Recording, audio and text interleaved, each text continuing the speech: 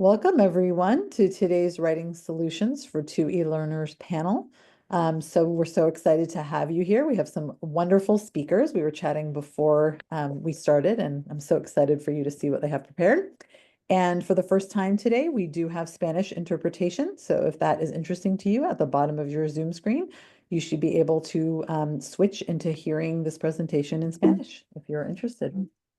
If you are not familiar with REAL, we are a local Silicon Valley nonprofit that supports twice exceptional students and helps them thrive at school by doing events like this and creating resources for parents.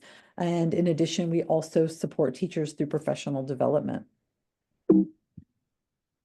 And just in case you're not familiar with Twice Exceptional, we'll share how we think about it. Twice Exceptional students have both distinguishing strengths, high abilities or potential in one or more areas,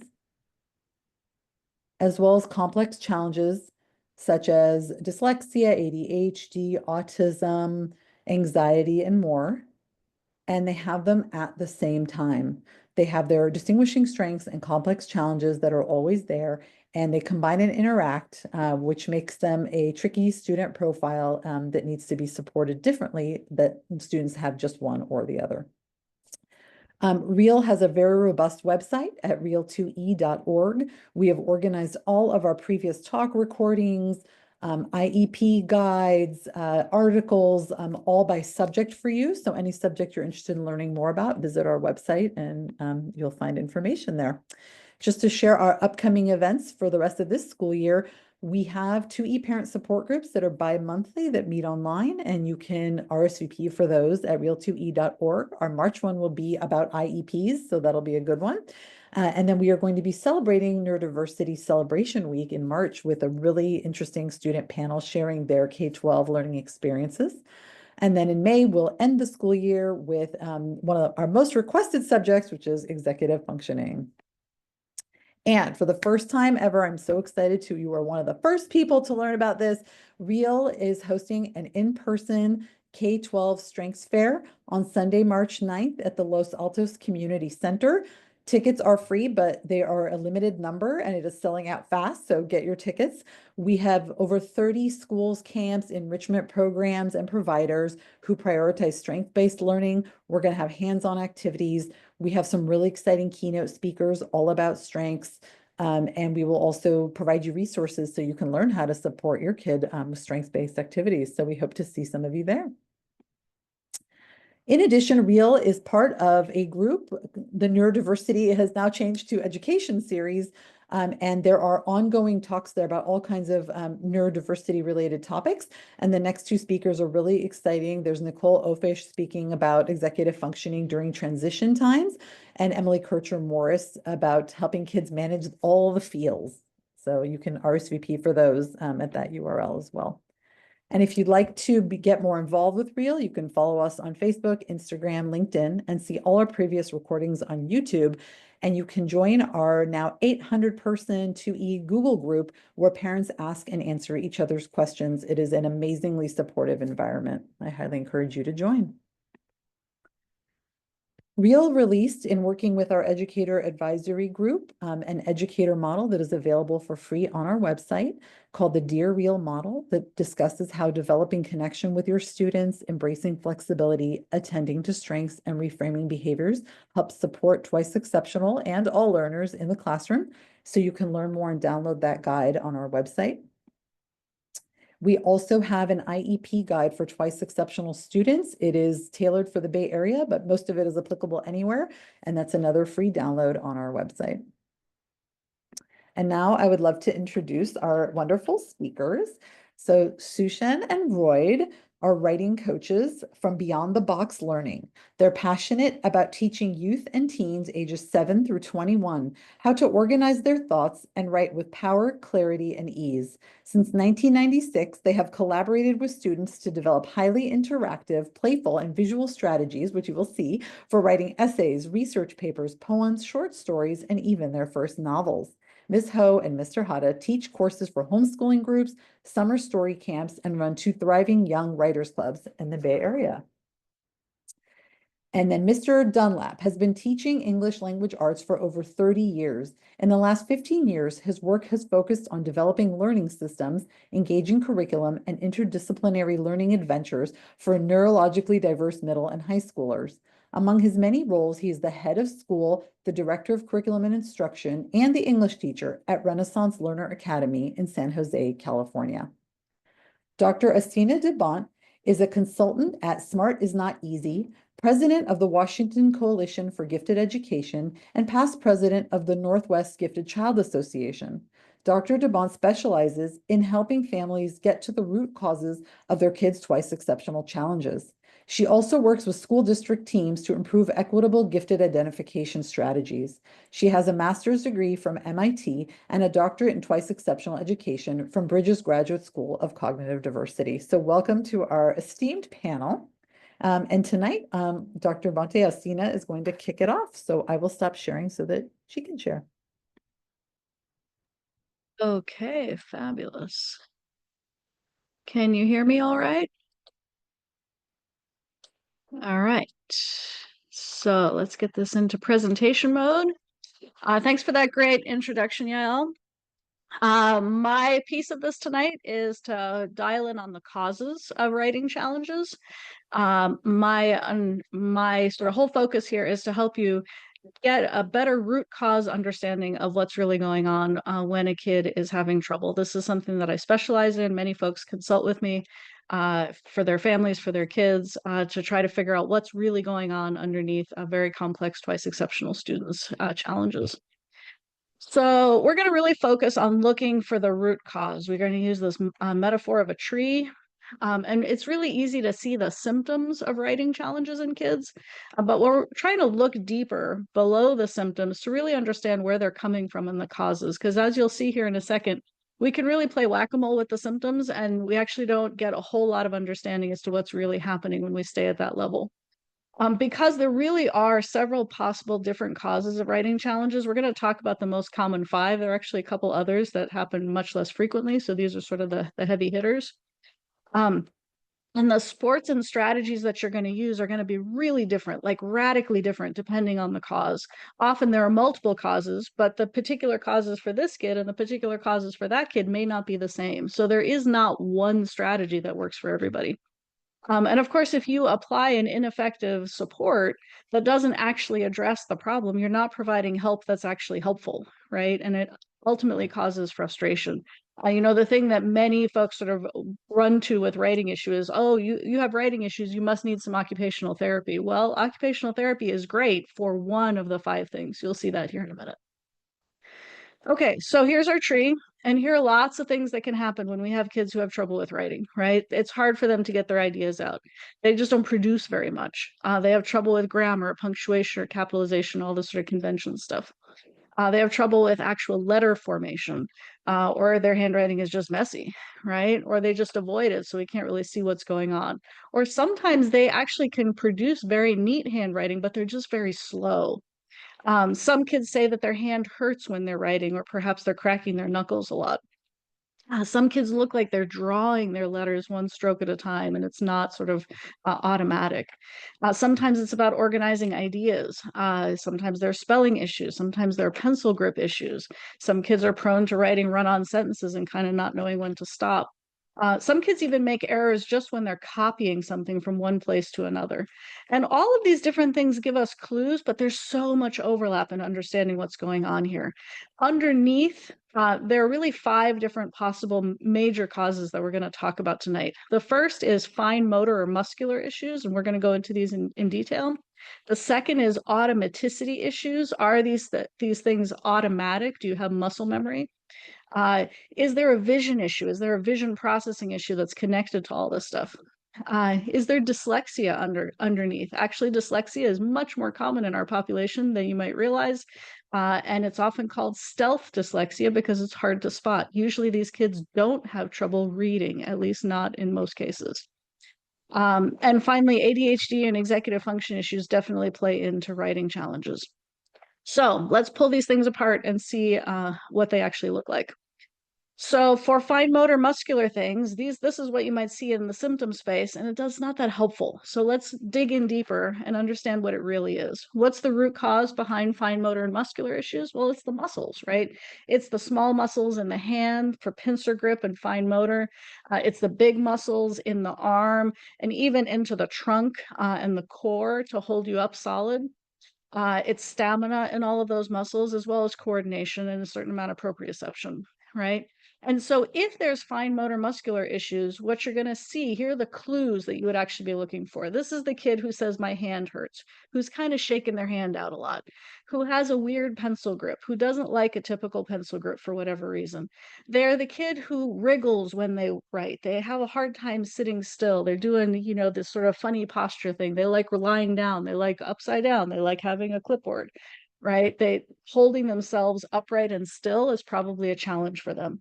Some of them have trouble with, how hard to press on the paper. And so their writing might be very dark or it might be very light, but it's not sort of appropriately in the right place. And probably one of the clinchers here is that if this is an issue, usually these kids also have trouble with other fine motor skills.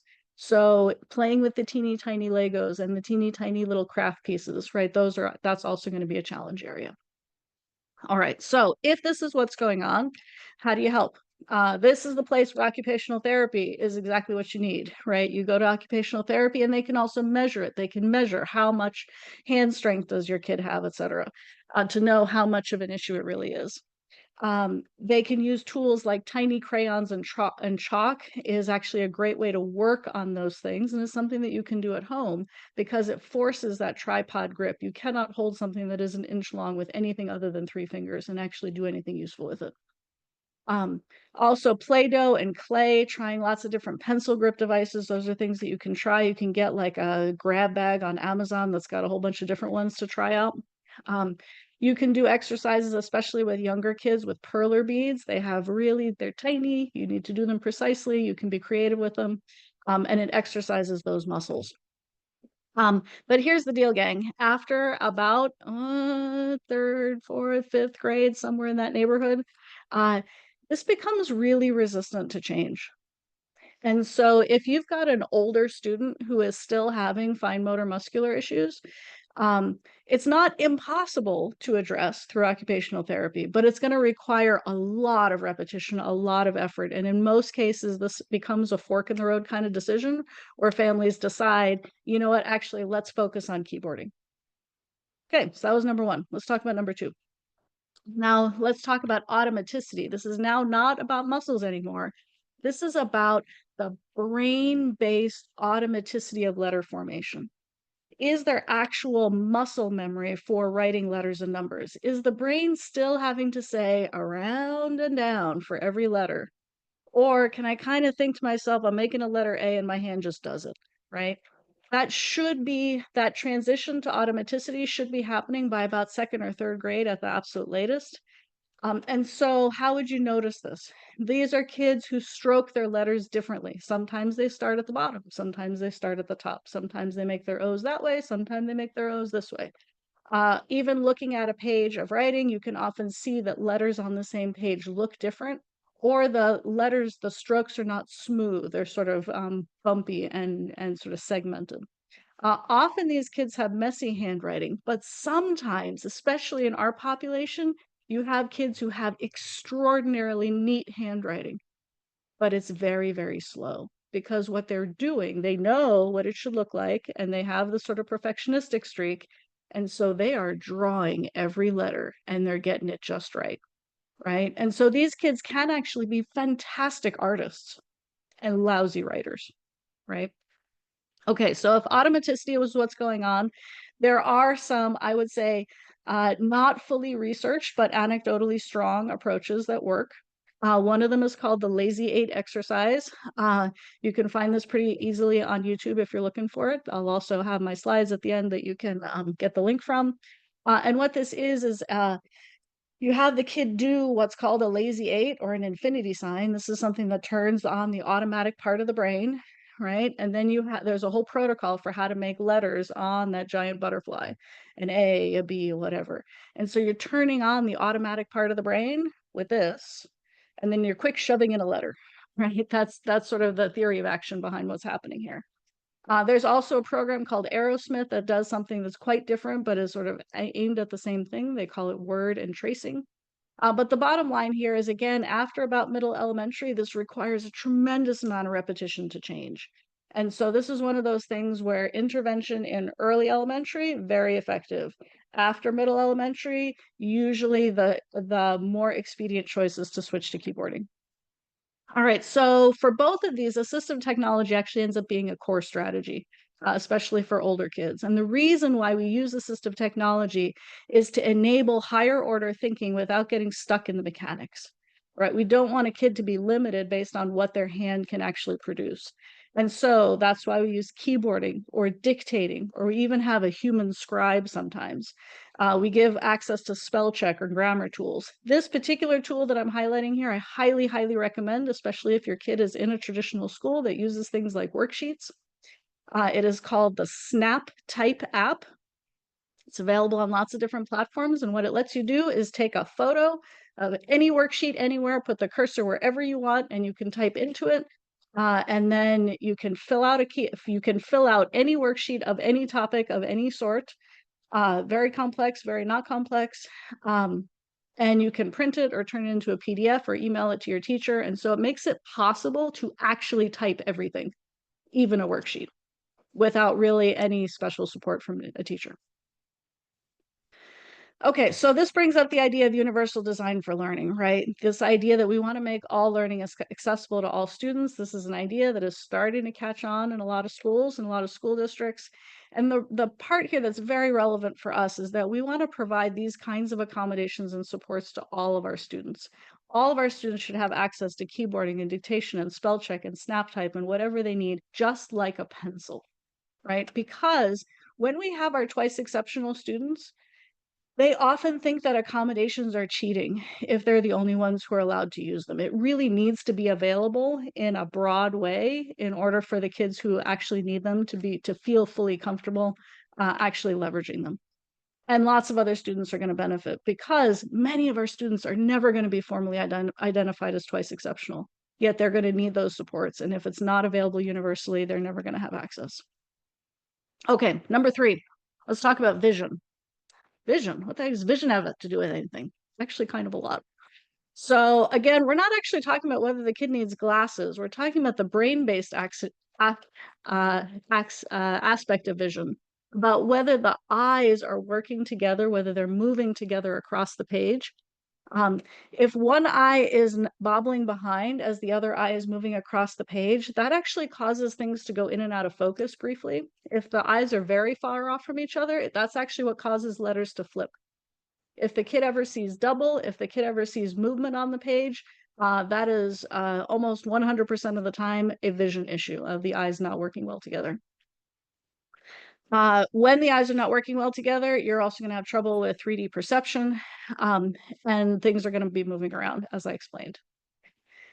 So how do you notice that this is what's happening? Trust me, when you stare at a kid's eyeballs, you are not going to see this. This is not something you can do by staring at a kid's eyeballs. But what you are going to see is mistakes when copying off of the whiteboard, perhaps, or even off of from this piece of paper to that piece of paper. They're going to miss a letter every now and again. They're going to, miss some piece of it. Often they're going to write capital letters in the wrong place. Often those capital letters are B, D, P, and Q. Why? Because B, D, P, and Q, if I could do it the other way, are actually the same shape, right? And so when letters are moving and flipping around, they actually look the same. So some of our kids learn how to self-accommodate, and they start writing those letters in capital because the capital letters are distinct no matter how they flip. Okay, so when you have a kid who's starting to write your B's, D's, P's, and Q's in capital all the time, that's a clue that maybe those letters are not fully stable for them. Okay, often these kids are not seeing punctuation as frequently or as reliably, and so they're not going to produce it as reliably either. They might also make silly mistakes in math where a plus sign turns into a minus sign from their perspective. You're going to see inconsistent scores in standardized tests. They're going to resist moving to smaller fonts when they're reading in books, and they're often going to be kind of clumsy with sports because their 3D vision is impaired. So how do you help with this? If you are a parent, you go get your kid evaluated. You need to go to a specialist. Any old vision doctor is not going to find this. You need to go to a developmental optometrist. You find them on that website. There are folks all over the country, including in Canada. But how can you accommodate aside from going to a specialist and actually providing vision therapy? By the way, vision therapy works. It works at any age, even for adults. Often kids with vision issues realize their parents realize they also have vision issues. And stamina gets a lot better when you take care of it. Vision is one of the few things we actually know how to fix. You just have to do enough therapy. Um, but aside from therapy, what are things that you can do in a classroom environment or just to support while therapy is doing its job? You can make things bigger. You can have the kids sit up close. You can give them a slant board, which sort of makes it the optimal angle for seeing. You can give them reading guide strips to isolate one line of text at a time so that they're not having to, it makes it easier to track across one line. And a cool trick in math is to take regular old line paper and turn it this way as you're doing your math problems because it gives you beautiful columns. You can also buy 1/2-inch graph paper on Amazon, not regular graph paper. The squares are too tiny. You need 1/2-inch graph paper for it to be appropriate for writing and for math. All right, number 4. You still with me? Okay, let's talk about stealth dyslexia. All right, so stealth dyslexia is actually not about vision. It's not about letters flipping. It's not what we used to think dyslexia was about. Dyslexia is actually about how the brain is understanding the sounds of language. The fancy word for that is phonological awareness. However, some of our very bright kids with dyslexia, even though they have trouble sounding out words because their phonological awareness is very impaired because of the dyslexia, they learn how to read anyway by sight words. And some of our kids can learn thousands of sight words. And actually, in elementary grades, they will have no problem whatsoever reading elementary texts. In fact, they will have a fabulous comprehension. So they skip the whole sounding out stage. When I talk with parents and they're like, oh, yeah, my kid never sounded out words, they just spontaneously read. I'm like, ooh, that actually is not actually a fabulous sign. The problem that shows up is when you need to go in the other direction, when you have to spell. You can't sound out words. You also have a lot of trouble spelling because spelling is like sounding out in reverse. Okay, you've got a word, you need to be able to break it down into the sounds in your head. You need to be able to spell each of those sounds and write it down on paper. Well, if you can't break it down in your head, you're going to have a lot of trouble with spelling. So spelling rules have trouble. They don't stick very well, but often in elementary years, they have excellent reading comprehension. And so quick screeners sometimes do not catch these kids. So the big clue that you look for is kids who have persistent trouble with spelling, who have persistent trouble with any kind of rhyming or wordplay, who cannot sound out a new word or who can't read a nonsense word. Often they skip or substitute words, and they also usually have this very weird up and down profile on standardized tests. So what do we do about it? Oops. We screen it with something called the PASS test. This is something available for free on the internet. You can do it right now. And it will help you figure out whether this is a concern for your kid. Notice that school screening tests don't always catch these kids appropriately if they're sort of over relying on a kid's ability to read whole words and to have good comprehension. So how do we help? In schools, we use programs like structured literacy. In a home environment, you would find a tutor for your kid. There are great tutors that are available in every state. There are also some online programs that are pretty good. And actually, audiobooks are exceptionally helpful for stealth dyslexic individuals. There's lots of beautiful neuroscience now that says from our brain's perspective, reading with our eyes or reading with our ears, it's actually all the same thing. There's no such thing as the only one correct way to read. Also, typing with spell check or dictation, very, very helpful supports for kids with dyslexia. Crucial to not wait. Intervention for dyslexia in 1st or 2nd grade is twice as effective as intervention in 3rd grade. If you have an inkling that this is going on for your kid, do not wait. Get intervention right away. The outcomes are so much better if you start early. And if you're looking for a tutor in your particular state, I pulled up the URLs here. There's one for Southern California, there's one for Northern California, Oregon, and Washington. So we've got the whole Western coast there. Those websites, those state dyslexia organization websites have referral lists for tutors within their state. And so they're pretty easy to find. Okay, last one. If you've got a kid with ADHD or executive function, they actually often have a lot of writing issues. But the kind of writing issues that show up are a little different. Now, you have to understand what ADHD actually is. ADHD is not a lack of attention, but it's a trouble with regulating attention, with changing your attention to something new. So the ADHD brain actually can focus really well when it's INCUP, when it's interesting, when it's novel, when there's some challenge to it, not rote boring, when there's some urgency, when there's some pressure. Okay, so, but the thing is that things that are too easy, too rote, too boring, even if they're very important, very difficult for the ADHD brain to do. Like, it's not that the kid doesn't want to, it's that they can't. Their brain just cannot do it. So clues that you might be dealing with an ADHD situation. This is a kid who has trouble getting started. They have trouble staying on task. They have trouble with time management and conceptualizing time, trouble breaking things down into small pieces. However, they can produce when they're interested in the topic. When they've got a lot of interest in something, all of a sudden they can produce an amazing thing. That's a big clue. Okay, so how do we help? We actually use INCUP. Okay, that's the secret decoder ring here, right? You turn every task into something that is either interesting, novel, challenging, urgent, or has some pressure behind it. Okay, so we align tasks with their interests. We adapt a task. We adapt an assignment to align it with their personal interests. We give topic and choices and formats. We do something unusual to spark excitement, to make it novel and new and interesting. We make it an authentic project for a real audience. We make it more complex or more challenging. We create some time pressure sometimes. We try not to overuse that because that just burns everybody out.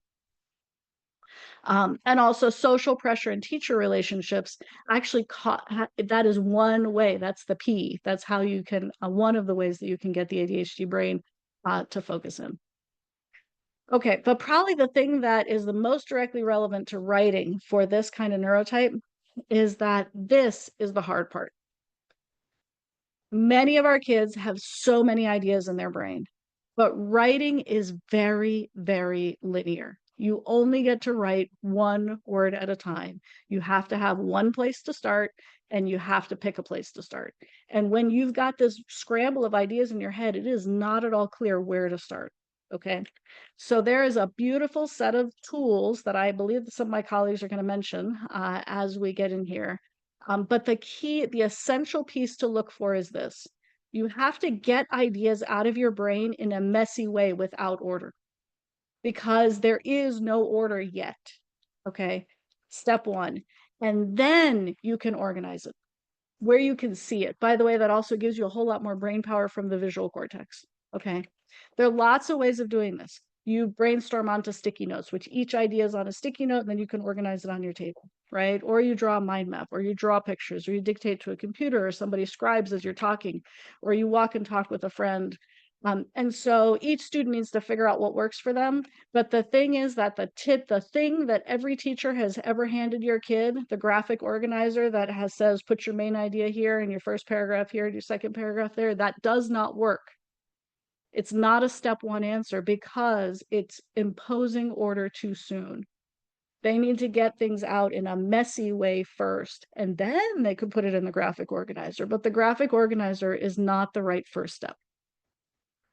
All right, I am going to stop there because I think I'm out of time, but I've got lots more slides that you can take a look at online. So feel free to take a look at those at your leisure, and I will hand it off to my colleagues. Thank you so much, Austina. That was amazing. I wrote down several new tools that I am going to download tonight for my kiddo. It was definitely the last one. You hit nail on the head.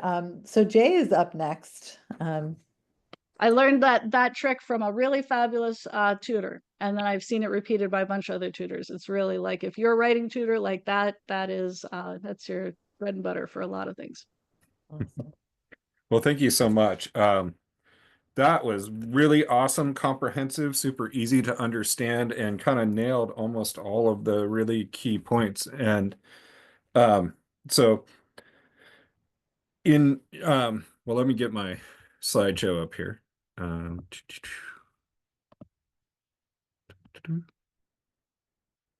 and where's the window? Is right in front. Can everybody see that okay? Okay. So kind of launching off of um, Austina's presentation, the interesting, novel, challenging, and urgent is, I think, an essential way to start thinking about what we can do. And my presentation is entitled Concepts and Strategies for Authentic Writing. And so I want to put that into context just a little bit. Authentic writing is um, based on the idea that each person has a urgent need to communicate, and that we communicate in a variety of different ways. And as we write, we're essentially communicating ideas and organizing them in a pattern that is relevant to a particular audience. And so, starting with a lot of the challenges that students have when they're approaching writing assignments is they're not authentic. They're arbitrary. And I don't blame somebody when they say, I don't care about this. Why should I write this? I feel like as a teacher, it's incumbent on me to be able to give them a good answer to that, and one that means something to them. And so I think, if you hold that as sort of the banner, then we can proceed. Um, so let's see here. Okay, what my purpose is tonight is to help parents and students understand writing a little bit better, and to demystify it and offer some strategies you can use in any context to confidently engage writing that is natural and authentic. And um, I spent almost 20 years in public school, and I made the decision to focus on this tribe, our tribe, and to kind of go off the grid a little bit. And part of that is that so many of our students don't really fit well into the box. It isn't something that necessarily um, means very much to them. And it can actually be pretty damaging to continually get negative reinforcement when you're intelligent, you have important things to say, you're super creative in one modality, but the one thing that people keep judging you on is something that seems impossible or unreachable. And so many of the I think where I have the most to offer here is a little bit of a translation. Many of the people who asked questions were interested in what kind of resources can we provide to our teachers, and how can we support our students at home.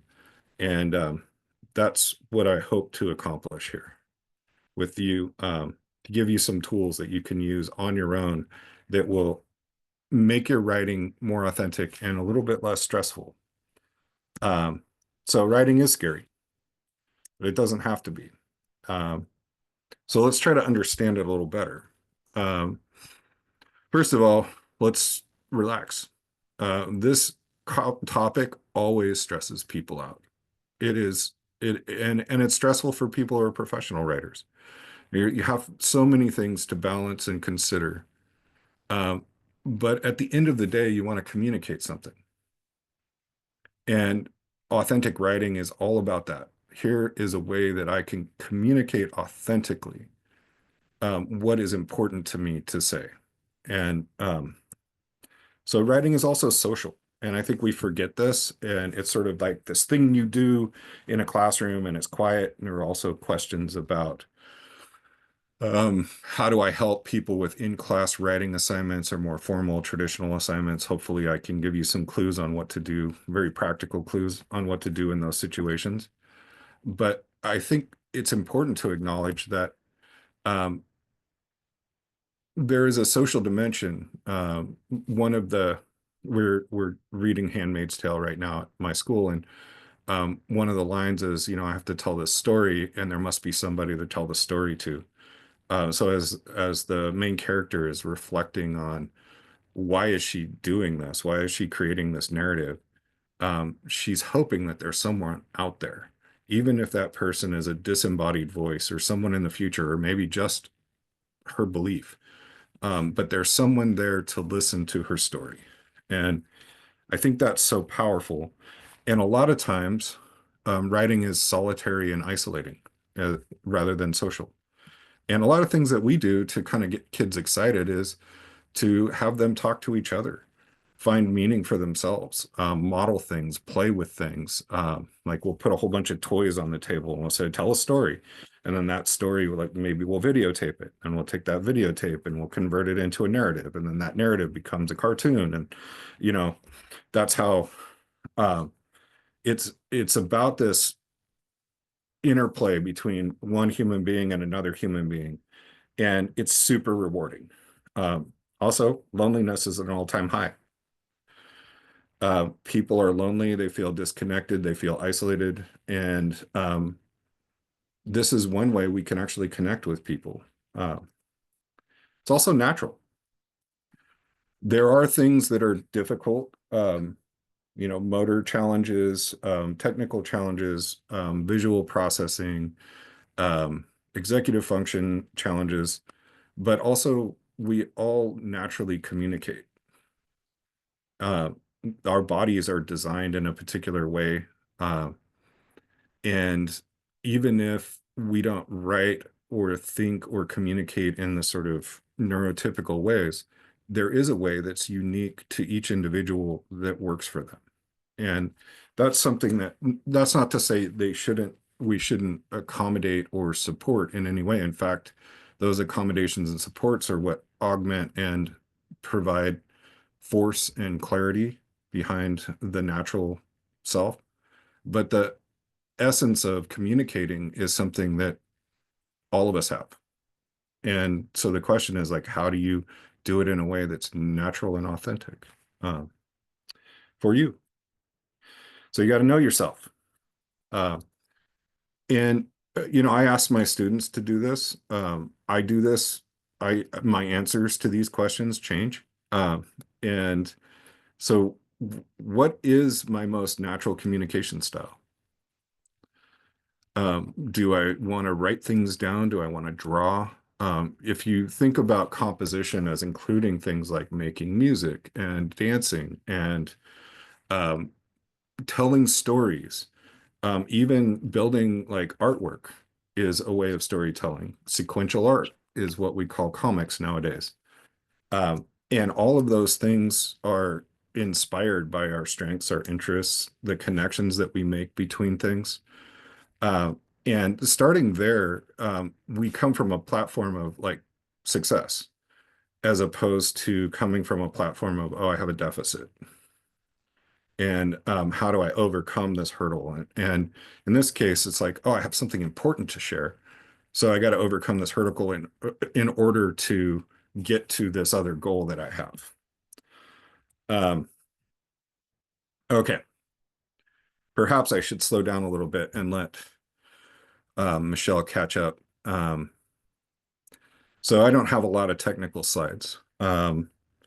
This is the one technical slide. And what I want to express here is that writing is 25% of literacy if you look at like how we formally break it down as English teachers. And you have listening and speaking, and then reading and writing. And they have natural relationships to one another, although symbolically they're a lot different. And there's decoding and there's semantic differences and so on. So I'm not going to say that listening and reading are the same thing, but in the sense of receiving communication and expressing communication, they are corollaries. And so one of the most powerful things you can do is move from listening to reading and move from reading to speaking to writing, back to listening, right? And So what happens is in the transitions and the transactions between these activities is where a lot of the juice comes in for kids. Um, on my little diagram here, we have like academic discussion as a transactional activity. That's maybe a little boring, but it's actually fairly exciting when you get it going. Class discussions, learning through speaking, debate, play, performance, acting things out. Um, those are all ways that we're interfacing between listening and speaking, but we're also composing. Like it all fits together. And then the sort of more formal transactional activities between reading and writing are, like rhetorical reading, rhetorical writing, revising, editing, note taking, learning through writing, drafting, imagining. Those are all things that where that kind of magic happens. Uh, and then you get into the sort of formal domains of the rhetorical modes and like journaling and free writing, creative writing. Um, and what I've found is that there's sort of a really three-word simplistic way to help students understand what they're trying to do. And that's like connect. And I use the word decode, but I don't mean it in a like a visual decoding sense. I mean it in the sense of like differentiation, classification, division, organizing things. What is new and what is recognized? And how are these things different and similar? And then expressing it. So you take something in the new information or you activate prior knowledge and you link it to purpose, right? It has to have a rationale. And then you figure out how the new thing is new, how it's nuanced or how it may be different than the thing that you connected it to. And then by naming that and organizing that, then expressing it kind of like fixes it in memory. Uh, and so I think sometimes people say, "Hey, I'm very verbal and I can tell you everything, but I have difficulty producing it." And that's where, if that's the issue, speech to text is a great answer. In fact, in the 1950s and 60s, pretty much every executive had some kind of dictation machine or a person that took dictation. We use stenographers in courtrooms. This isn't a cheat. It's actually something we've been doing as long as we've been writing. Isn't that the original idea of the lecture, is that somebody stands up and reads something and you copy it down, right? And that's how we made copies of books before the printing press. So these things are, again, like I said, they're very natural. And sometimes we kind of psych ourselves out and we think we're cheating when we're actually doing something that makes a lot of sense and then gives us power to naturally express ourselves. So interdisciplinary connections and multisensory contexts. This is, it's kind of a big topic and I'm going to be brief with it. But there's a lot here. So our experience with learners is that they actually learn things well when they see it in multiple contexts. Saying it in only one way doesn't make it stick as well. And everybody's going to have dominant types of learning modalities where, it just clicks for them. But most people need several different approaches to especially complicated ideas. And one of the things that we do in traditional school that isn't necessarily educational, it's more of a kind of a practical thing, and that is that we divide the curriculum up into discrete, not connected ideas. So you take a math class and then you take an economics class, and you take a history class and you take an economics class, and you take an English class and you take an economics and a math and a history class, and you may be actually looking at identical issues, but solved from different perspectives. And some of our students are going to be more fluent with the math side. And some of them are going to be more fluent with, well, what are the social ramifications of economic issues? And so when you put things into an interdisciplinary context and you connect them, then it gives people an opportunity to shine in their area of strength. It gives them something. And so the areas where they're weaker, or perhaps we use the term less fluent, we don't use like strong and weak, but where they're less fluent, they can kind of overcome it because there's a little motivation, there's some juice there, because there's something that they're really good at that they feel strong, and that kind of pushes it over the edge. And likewise with interdisciplinary connections, like how do we connect the music and mathematics or so on, the multisensory context is really key.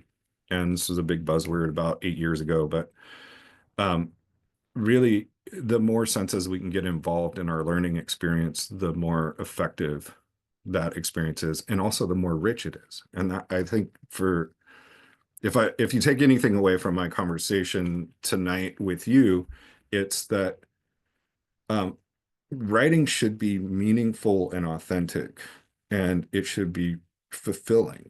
And it shouldn't be necessarily, it could be scary, and it is scary, and it can be hard, and it is hard, but it's also like amazing, and it's transformative. And when we get our whole selves involved, it doesn't feel like work in the same way. So here's something I want to kind of shift from, I don't know, my inspirational elevator speech to some practical things, guiding questions for any writing context. You can do this with your student. You can do this with yourself. And there are some like even more simplistic principles this is based on. First of all, we all communicate. So how do I do it best? And let's start there. And then, do I have something compelling that I want or need to share? If the answer is no, we've got to come at this from a different perspective. And I'll get to that in a minute.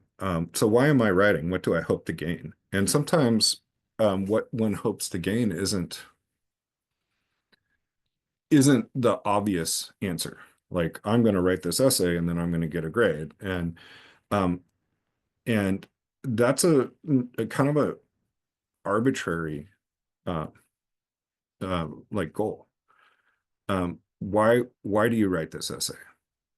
So we wrote we worked on the scariest essays in the last few weeks at our school. We wrote the college admission essays for the Common App.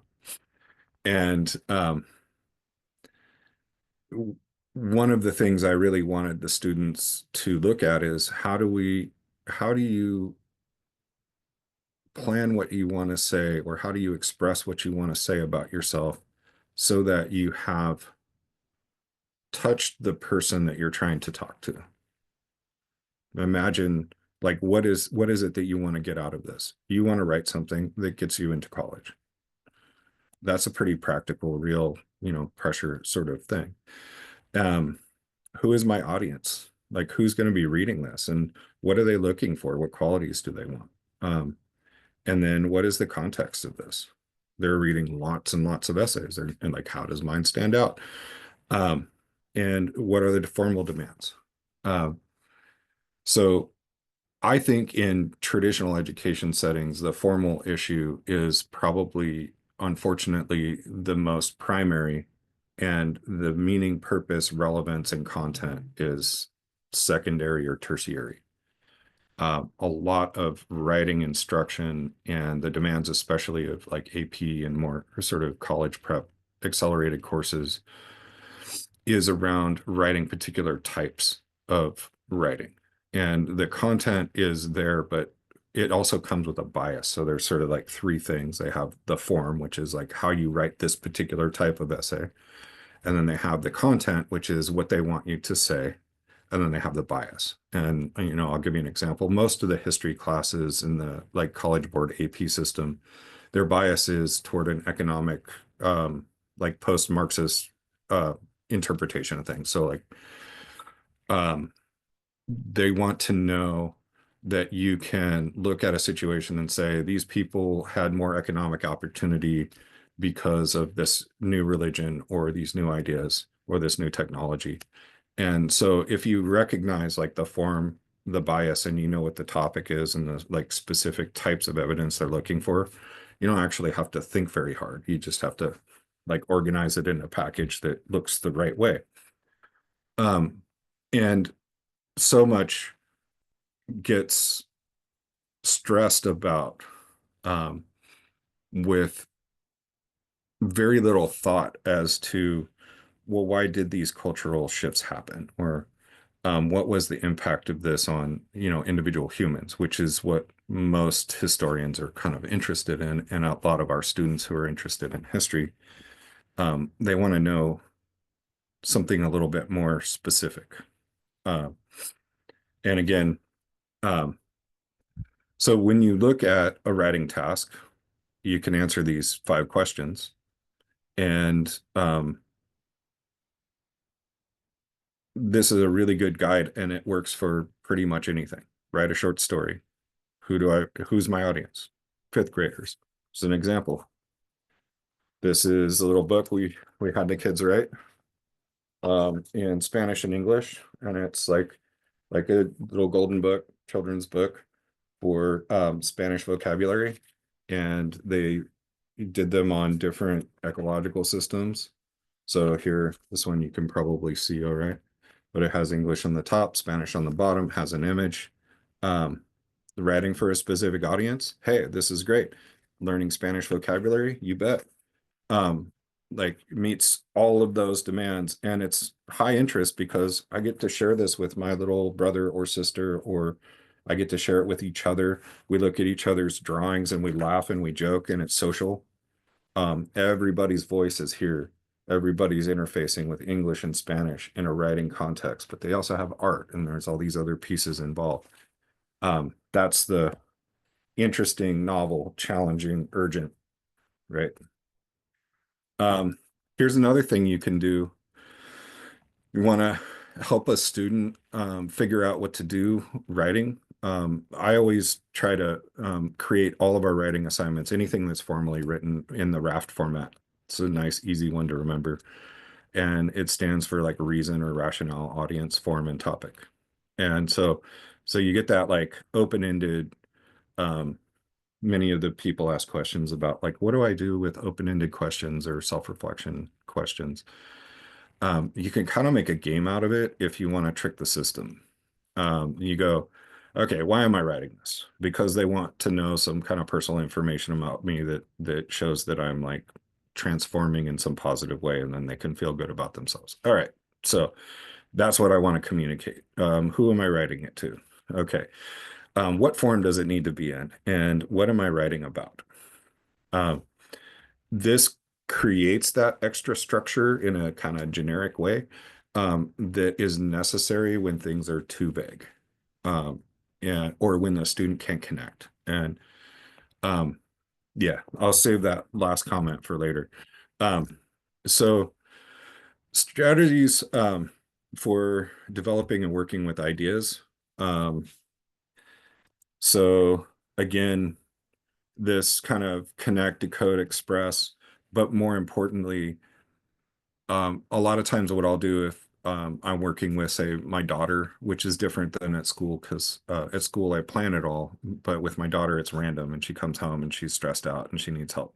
And so I will try to sit down with her, and she's very kinesthetic in her interface with the world. So we'll like do some drawing, and we'll maybe make some models. And so it's like, oh, well, okay, you need to write something about the Glorious Revolution. Okay, so let's pull out the Legos, or let's, grab some marbles or something, and let's kind of like lay this out. And it's a conversation. It's like, show me, explain it to me. How do you see it?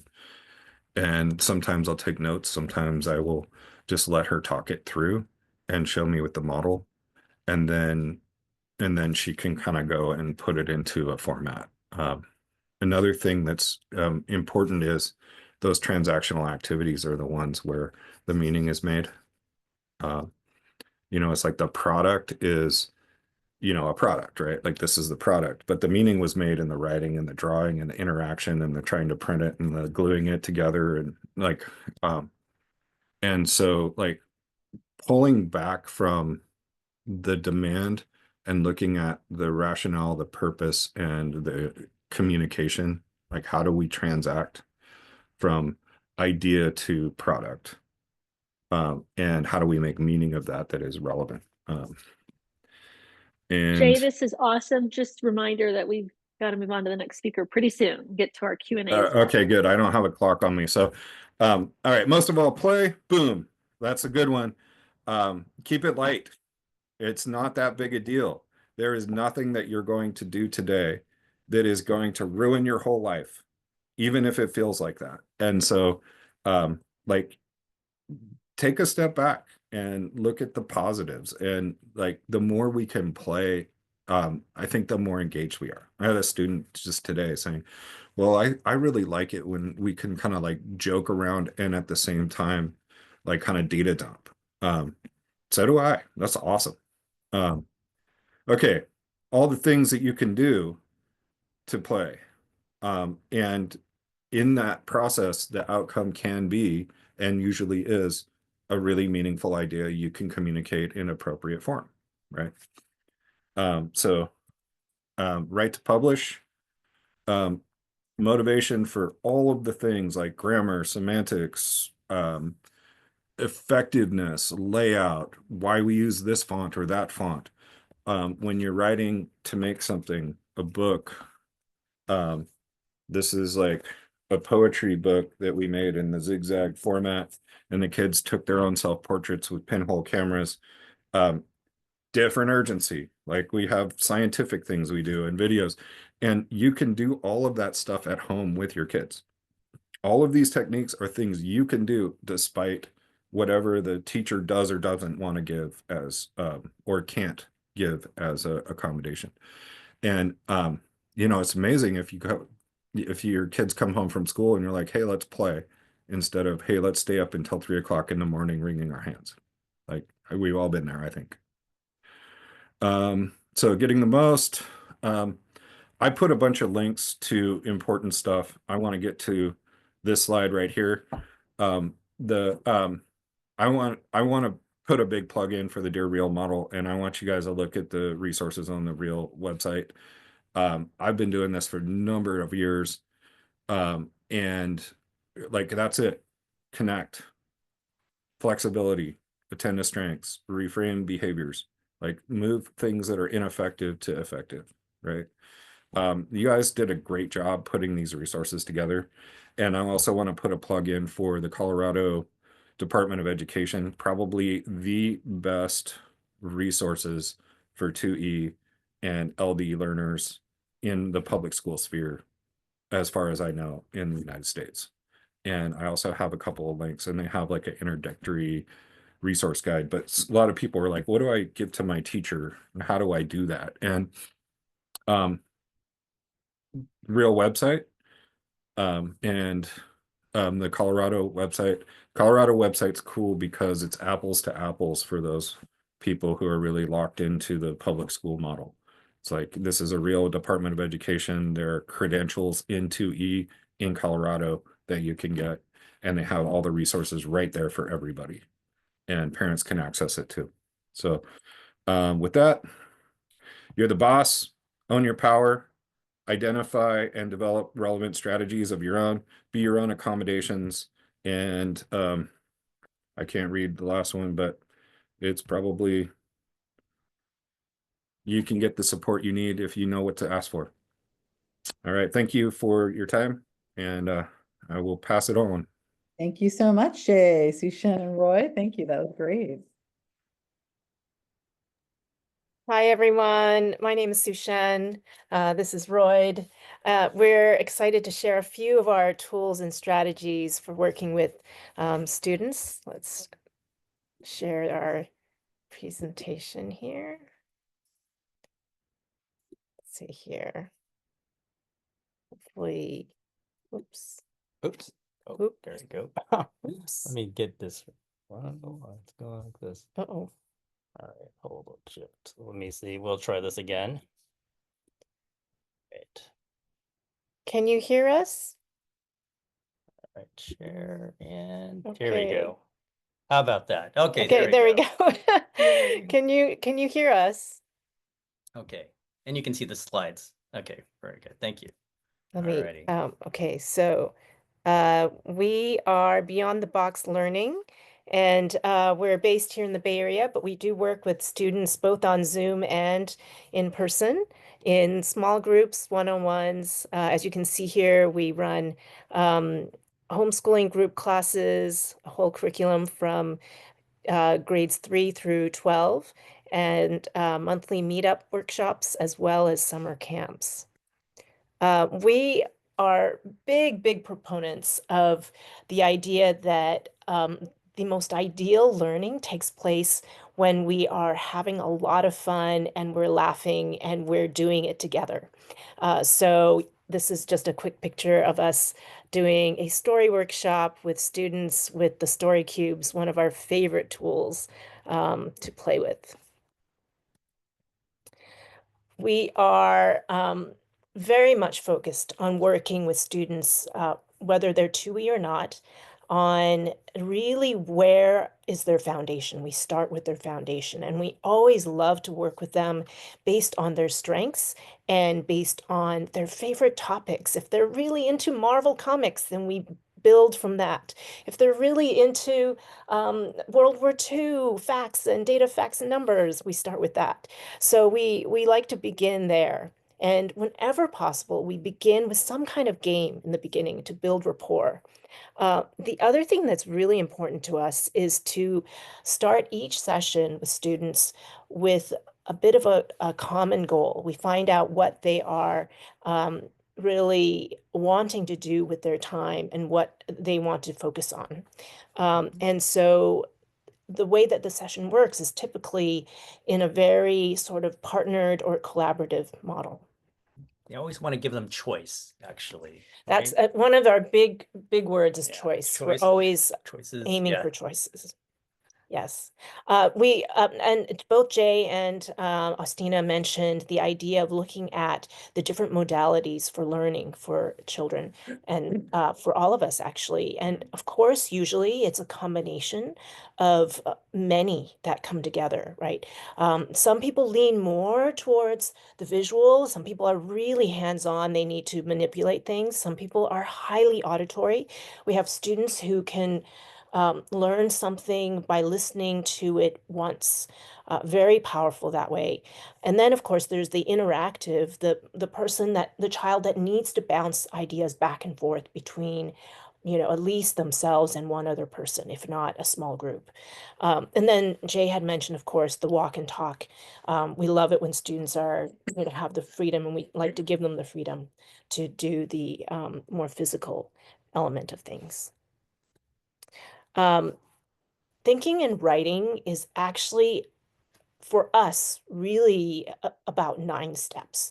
And these are the 9 bigger steps. The reality is each of those steps will take a lot of different smaller chunk steps. And so we like to chunk down into really smaller tasks.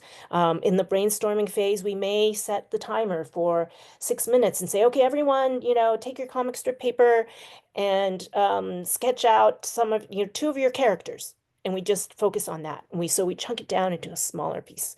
If they're doing a nonfiction focus, if they are brainstorming, if we have to write a persuasive essay about, so one of our students was saying, I just went to Japan and they have this amazing public transit there. And so he gave us 3 really powerful reasons for why we should have public transit like that in the US, kind of thing. So we use the chunking down process.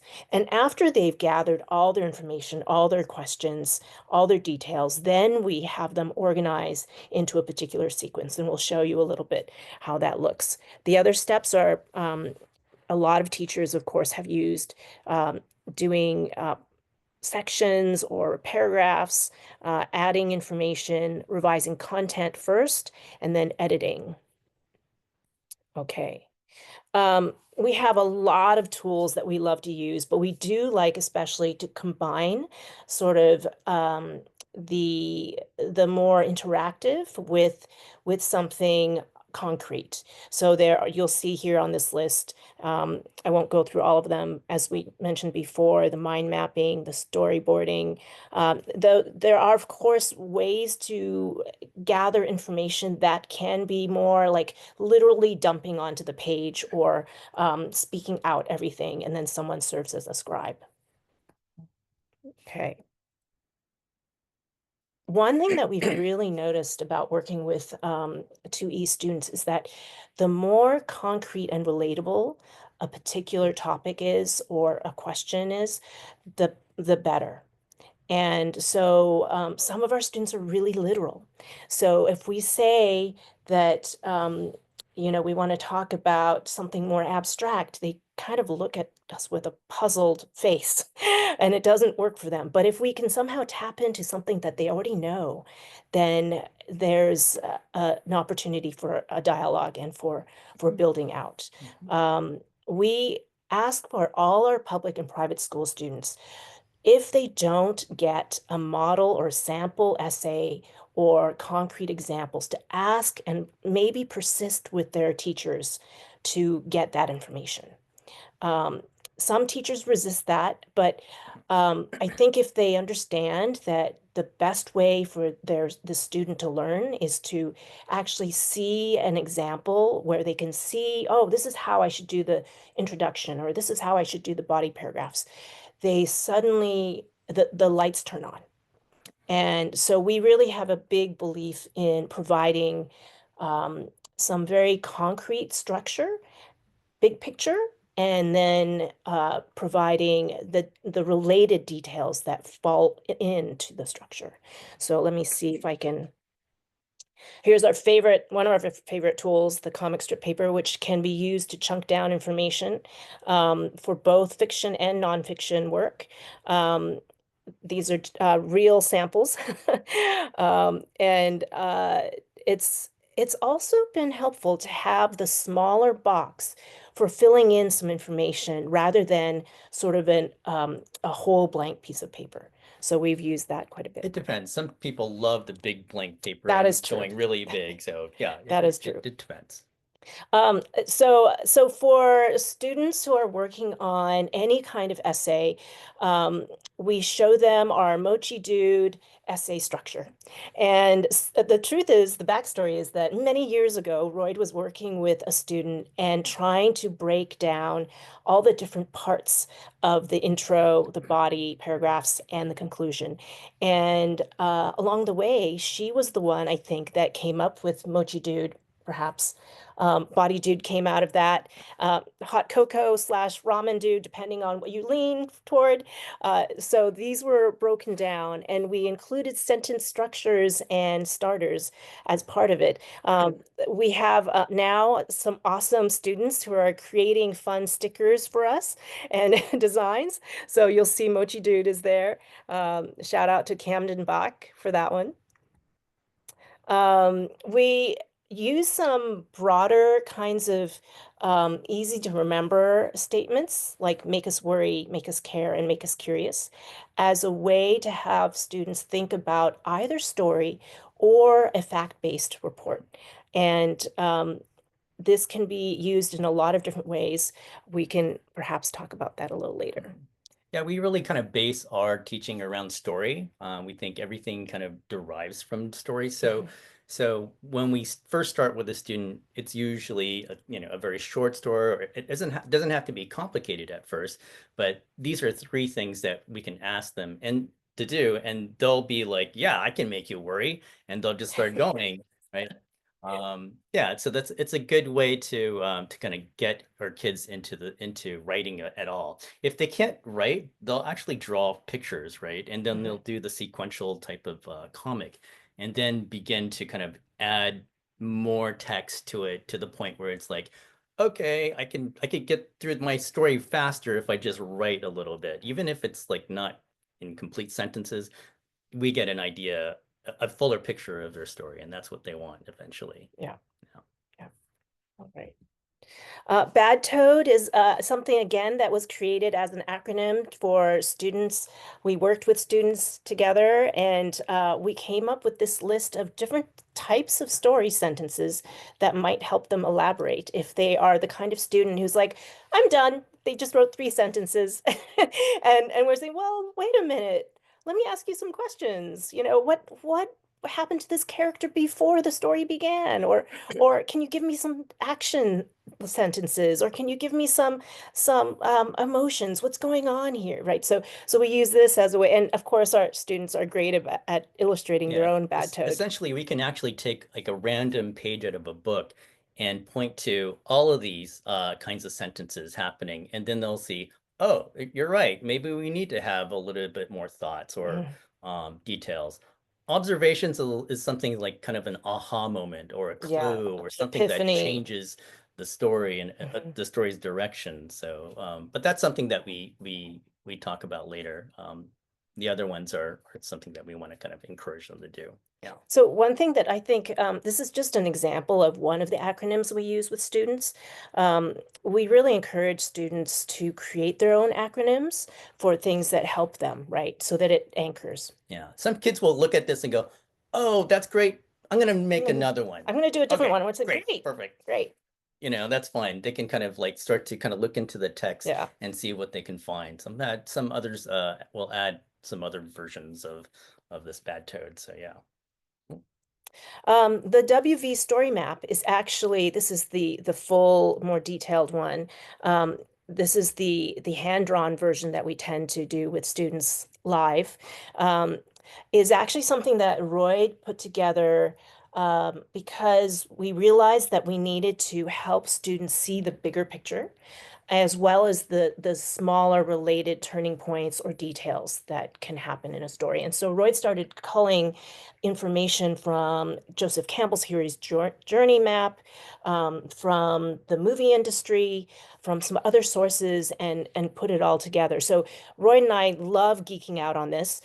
We use it with as young as the 7-year-olds, as well as our teens. And we use it both for story writing as well as lit analysis, because it helps them, again, see sort of the patterns that happen in more complex stories. And we have them kind of draw this out sometimes every time we meet, and then they'll kind of get it. And then we'll say, let's go watch a movie, right? Or we'll assign a movie, like usually a Pixar movie. And then we'll say, well, does this work? And did it actually follow the pattern? They can either see that it works or they can critique it, which we're fine with too. Yes. Yeah. And then they say, oh, my story is not this WV. It's a different shape. And they show us the shape. But then they have that structure themselves too. They've created it. Yeah. All right, here's a few of the favorite apps. We'll send this out to you. Some of them are related to speech to text kind of things, which are awesome. I love the idea that the pen to print seems to work pretty well, because literally people are handwriting something and it can often capture into text, which is kind of cool. Again, our favorite story games. This is the Dixit illustrated cards for serving as story prompts or for playing a game. We are huge fans of the social aspect, as Jay mentioned, for writing, which is that really, if you have an audience and if you have a community that you can join with, and people can see that, oh, I'm not the only one who's struggling with my writing, or I'm not the only one who's really excited about creating these stories, or I'm not the only one who's like kind of a fantasy geek or a Dungeons and Dragons geek or something. They really kind of grow in being part of the community. We do, as part of our encouragement for students, we used to gather student stories and print them into actual published, self-published books. But now what we do is a monthly contest, which is to invite, it's actually not just stories. We invite. It's not a contest, actually. And it's not actually a contest. The secret is that we see some awesome stories or essays or videos or comics or illustrations from the students. We say, okay, we're going to publish it. Yeah. And so it's on our website. And we're okay with rough drafts. We want mini these kids chapters to kind of continue to just write. put it up and send it to us. We'll put it up. We'll have like a an fancy AI kind of like image. Speaking of use of AI. And or their drawings, where I'm happy to have their great drawings on the story contest. And some kids are putting up stuff every month, if not every other month, or it's just it's an available place for them to share, right? Yeah. And they get excited when they realize, oh, there's other like people my age who are creating and who are reading my work. So we're just trying to, the teens are a bit shyer, so we're really trying to encourage the teens to submit. They'll do it at the end of the year usually. Yeah. I want to make talk a little bit about family read alouds. We don't hear too much about this, but there is a great New York Times article about it just last month. There is we find it very important for the kids to see parents model whether it's reading or writing, right? And when they see that, they say, oh, it's important. Reading aloud, doesn't have to be a whole book, though we know parents who do. It could be like short stories, it could be a chapter, and then they'll be like kind of inspired to kind of either listen to the audio or read it themselves. So just kind of getting them immersed into story is a great thing. The vocabulary, we know some kids who are dyslexic and they're just kind of like listening to audio and like, boy, their vocabulary is just amazing. Okay. All right. There's a lot of questions, but we wanted to answer this one in particular. A good way to utilize a writing tutor is to once everyone understands what are the best access points for learning for the students, we really like to ask parents and students, what are the most challenging parts of the writing process for you? And we will come together and chunk things down and practice a structure and repeat that structure and repeat the steps together until that they gain confidence in doing it on their own, right? So that's really, really valuable. So sometimes it takes a few sessions to figure this out. I have an 8th grader that I think I spent at least 3 or 4 sessions with him where I was trying to understand, okay, he seems to like talking out his ideas. Let's try that. And it seems like the computer is a little bit too much of a distraction. So let's set that aside and go back to the comic strip paper and jotting down notes. And so while he would be going on and on about his ideas, I would be madly scribing down things. And then once he had talked out enough, then I would say, okay, did I get the right information here? And he would confirm or say, no, I said this. And then he would jot down sketches or his own ideas, right? And so that was a way to chunk down the beginning process because it was so hard for him in the very beginning to brainstorm and choose and narrow down to a particular topic. So that is just one example of how, we can work with students. Sometimes the problem is just getting anything down on paper at all. So there's a lot of storytelling, there may be a lot of brainstorming, a lot of drawing, and then eventually they'll start doing a little bit of sentencing. Great, whatever works, right? And hopefully pretty soon we'll start to see more depth in that writing. So one thing that I really want to point out is that one of the values of working with a tutor is that often students start to see more progress in their work. Each session, it really matters that they feel, the students themselves feel that they have made some progress. Because a lot of these students, they're so sharp and they really have a lot to share and they don't quite know how to capture all that is in their head, right, down on paper. And so the moment that they feel progress and the moment that they feel like there's some structure to what they're going to do, a lot of things start coming together. And so this is why we like to provide sort of big picture as well as the related details, something to anchor that. And the moment that they see the progress, then you can almost feel their bodies relaxing into the process. So we've noticed that. Yeah. Yeah. we want to pause. This is another question, but we want to pause Yeah. because we know there's probably a ton of other questions. Let me stop screen share. I think we'd love you to answer that question, actually. Oh, That's okay, come up let's a go. couple times. So This was a, you know, one of those questions we thought, okay, this is challenging. This is good. Yeah. yes. All right. How to use phrases or redirects to explain prompts that feel too open-ended. My son often feels frustrated with these types of writing prompts not based on facts. Oh, yeah. Okay, so so the same young man that I referred to before in 8th grade, the prompt was something like, tell us about a time in your life when you really learned something deeply. And he was like, I have nothing. He literally, you know, he was like, I don't have anything for you. And his mom was on the side and she proposed 5 different things. And he's like, no, no, no, no, no. And so I said, well, what if you answered a different kind of question? And so he did, he was proactive. I said, here, do you have your teacher's email? Let's email your teacher now and ask if she can provide other prompts. And it worked. She provided a couple of other prompts. And he was like, oh, I can answer that other one. I still have a lot of ideas. I don't know what to choose exactly, but I think I can answer that one. So that was progress. And then because he could connect it to a personal experience, he could actually start writing about it. And then we started to capture sort of the messy brainstorming ideas onto the comic strip paper. And that was helpful. Yeah.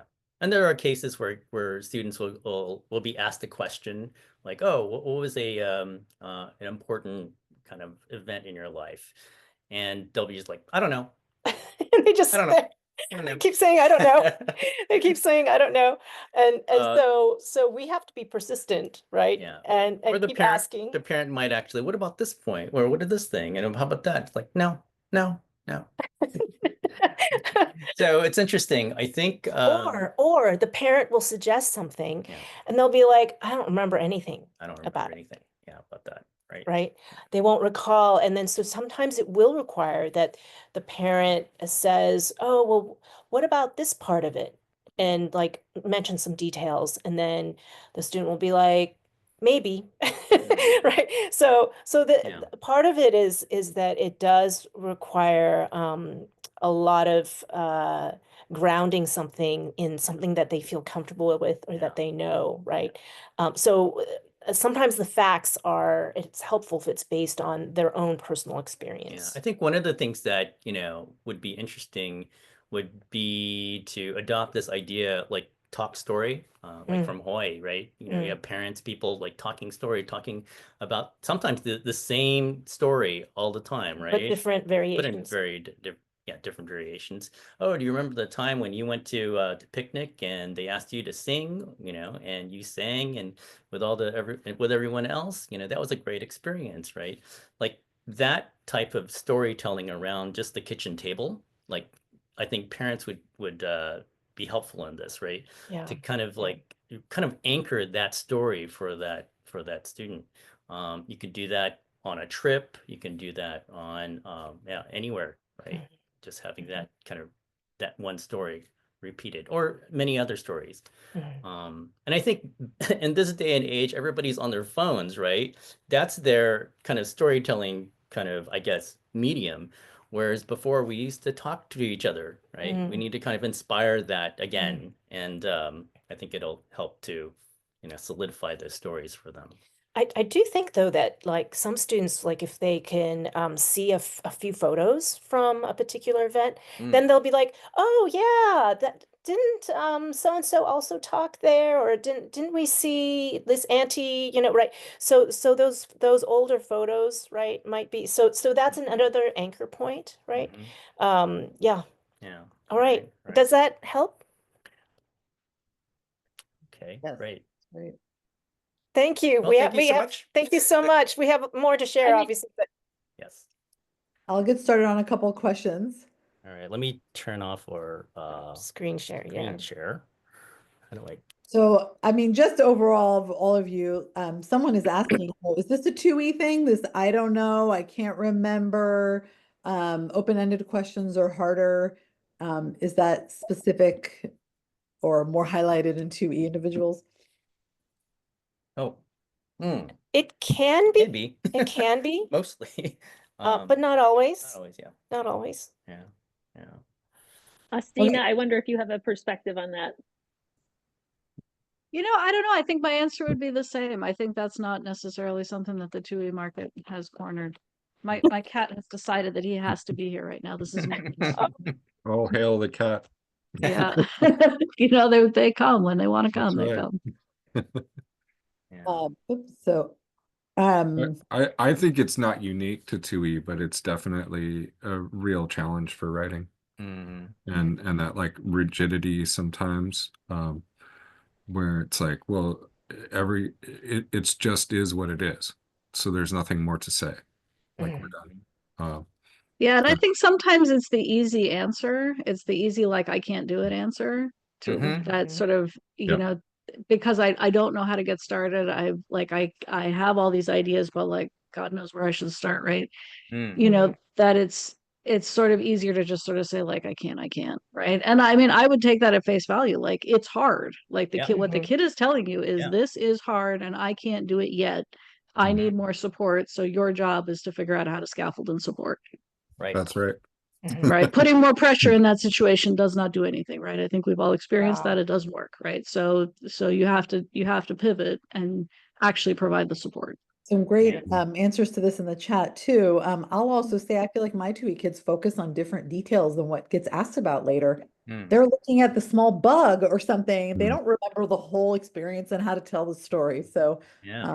And that can I do think there's some lived experience from autistic folks that you can just get choice overwhelm. So if things are too Mhm. open-ended, it's just hard to know where to start. Yeah. And so that may Right. not be typical for all 2E kids, but I do think our autistic kids, or then Mhm. if they have a PDA profile, just that pressure to have to Yeah.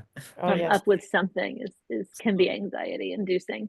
So if Yeah. everyone can stay a few extra minutes, is that okay with you guys? I know it's already 8:30, but I do want to get to a few questions. So one question that came up that I would like to address, because we do have a lot of people on here who have teenagers. What are some tips for 2E teens who find it hard to write opinion pieces, analyzing literature, coming up with themes or opinions about a character's action, and identifying supporting evidence? And someone else said also for their teen, they can do each part of the writing process, but they can't sort of put it all together. A lot of it about when you have to make inferences, Mhm. like that or not. So any tips for that? Mhm. Yeah. A very long answer Yeah. that could be Yeah. take a whole hour. Right. Um, Well, first, I think everyone has like a structure, that's one thing that could help. You can just focus on this one section of the structure, right? And if you can talk about that one section, great.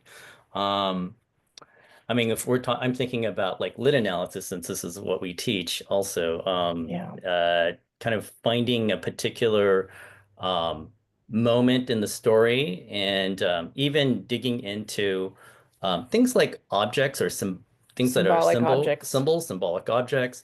Mhm. Of course, everybody's going to look for what we call the killer quote. What is the killer quote? What is the quote that sticks with us in this scene? Usually they can kind of figure out, yeah, maybe that's the one. Okay, great. And then you can sandwich that, what happened right before, then you have your quote, and then you have what happened right after the quote. That kind of sets up part of that essay. And then what we do is when we get into analysis, we kind of really specifically think about, okay, what is the person thinking? What is the character thinking? And then what is the community thinking? And then the third one might be how is this related to the world? The Now, larger society. Yeah. Now every teacher will have a different structure, right? But having those sections might actually help. We have something, and it doesn't have a fancy name. It's called the equals exercise. But what it does do is that it gives students permission to go in deeper layers of meaning for a particular scene. So what we might take is a particular scene in Lord of the Flies or 1984 or some other really layered novel, and we'll have a discussion about, okay, what is literally happening in the scene? In terms of what are the characters doing, what is the surprise or what's the twist, right? What's the meaning behind this particular statement that they made?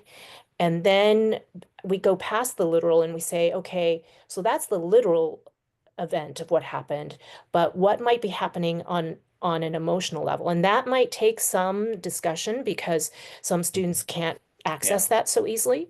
So we might say, okay, if this is a romantic relationship in Romeo and Juliet, then what is going on that is preventing them from being together, right? So they might already know, oh, well, both sides of the families are like really at war with each other. So then you start talking about the other relationships or characters that are going on, right? So we start like with the literal and then dig into the layers of inferring, the the group dynamic that's going on, and then the society dynamic. And sometimes I actually ask students to think about, okay, what is it a political statement that's going on here? Is it an economic statement? Is it a religious statement? And then we start talking about all those different aspects.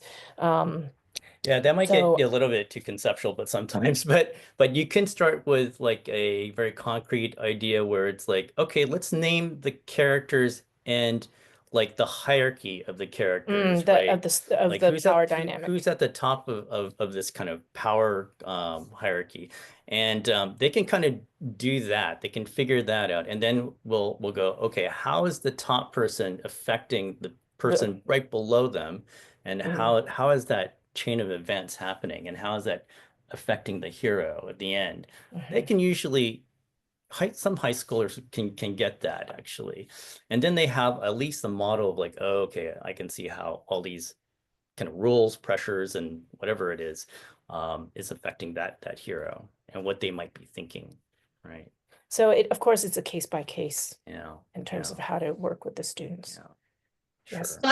I could add one little tidbit there. I think those are really great strategies for how to kind of get kids thinking it through, which is really not writing, it's pre-writing, right?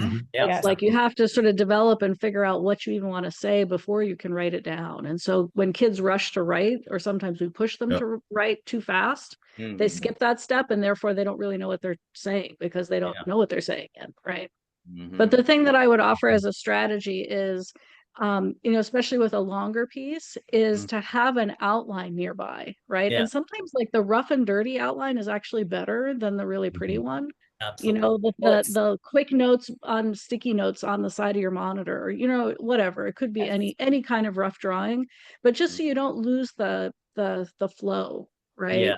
Of like, okay, here's where I am in my argument, and you should be able to talk through those sticky notes or whatever very quickly to kind of remind yourself, this is how the whole thing's going to come together, so that when you dive into this part, you kind of don't forget where you are. Right. And these are all basically scaffolding strategies, right, to help take this incredibly complex thing that we call writing and be able to do it a little bit at a time, because it's hard for kids to do the whole thing. Yeah. Typically, even for our lit analysis classes, we'll go back to Mochi Dude, and we'll go, remember Mochi Dude? Yeah. Okay, the basic great. essay That's structure. the quick and dirty version of an essay. And we have a lit analysis version of that. Yeah, they'll get that and they'll go, okay, now let's like, split these things or kind of add to it. And they'll be able to build on that. So we can kind of scaffold it into like the final paper that way. Yeah. So yeah. Yeah, I agree with this is kind of that transactional space where you go back to let's make meaning and then like clarify what that meaning is and then put it in place and organize it.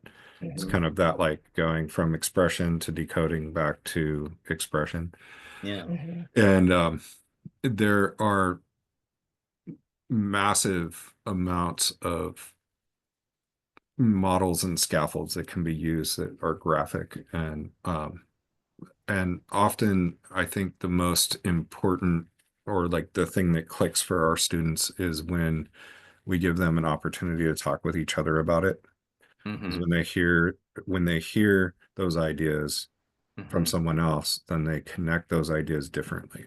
And so also going back to the social space, and like writing isn't solitary. You're not just supposed to come up with this like, very simplistic outline. And I love the idea of having the plot or the summary, or kind of like the quick and dirty bullet points of like what happens, or the WV diagram. Mhm. Those are really good tools. I will often recommend or print out. I mean, often I print these out, especially when we do Shakespeare. We'll print out all the summaries for the scenes. We talk them through ahead of time. We make character maps. Those like multi-sensory ways of like making meaning and drawing connections really helps, especially if people can't track names. That's one of the big things with characters, is like, who is this character and what are their relationships? And a nice visual really clues them in. Um, yeah. So I think at the end of the day, what's important is, if that doesn't happen at school, you can do it at home. Mm-hmm. And the students can learn these techniques to do it for themselves. And that's what we try to foster in them, is, here's a technique, and practice it, see if it works. If it works, great. If it doesn't, move on to something else. But you kind of build your own personal toolkit, and then you assemble, like, here's my set of strategies, and they belong to them, and they are not something we do for them so much as something that we trained them to be able to use. And then they pick up the ones that really work for them. And then we try to get them to apply them in new contexts. And so that's something you can always do with your child, regardless of whether there's the adequate support at school. And I think that's one of the things that there was a question about: when do I push in? When do I support my students' writing? Um, I think it is always okay to find out what the writing is about, to help them decode and understand what the writing like demand is, or what the prompt is asking, to help them generate ideas, to organize those ideas. Those are things that you can always do at home. And a big thing about like on-demand writing is you can do pre-writing. All of those high school courses, I'm trying to translate between like the alternative world where we do all this stuff and it's very natural, to the world where this stuff isn't like very easy to insert into the classroom environment. And you can, like, all of the major classes already have all the writing prompts for the entire year. And sometimes teachers use the same ones for like a decade. And so you can get those ahead of time and then break them down and practice and think about them even before you're supposed to write. And then you go in on the on-demand writing. And even if you can't take your notes in with you, you can take that experience of already broken it down and organized it. And I remember like giving my daughter this advice. She's taking AP world history right now. And um, and she's like, well, I can't take notes into the class. And I'm like, yeah, but if you already know what you have to say, then you have like a leg up on the situation. And Thank you. Yeah, that's so that's, so helpful for a very stressful situation. I'm gonna ask one tiny thing and then I'm gonna let everyone go because it's super late. Austina, what a couple of people had questions. Well, I'll just summarize. How do you convince the school, the IEP team, that self-dyslexia exists? And then we'll wrap up. Actually, that's not as hard as it sounds. Okay. Because if you if you have a private evaluation, a private evaluator who is actually a dyslexia expert, and this is the key, most neuropsychs are not. So you think you're going to a neuropsych who's doing a full eval, and actually many of them do not know enough about dyslexia to do a competent dyslexia evaluation. So if you go to somebody who actually does know dyslexia, it's not stealth from their perspective. It's quite obvious from a professional's perspective, as long as the kid is not like super profoundly gifted. But there's still a pretty big difference, a pretty big gap between their IQ versus their, especially sort of like the key dyslexia indicators on the Wyatt, for instance, on key sort of achievement testing that almost everybody gives these days in private evaluations, that usually you can spot it pretty well. And a private evaluation will very clearly pull it out, especially if it's a dyslexia expert, and they will say this kid is dyslexic. Awesome. And Thank so you will all. have all the documentation that you need from a school perspective. Yeah. Thank you Also- all.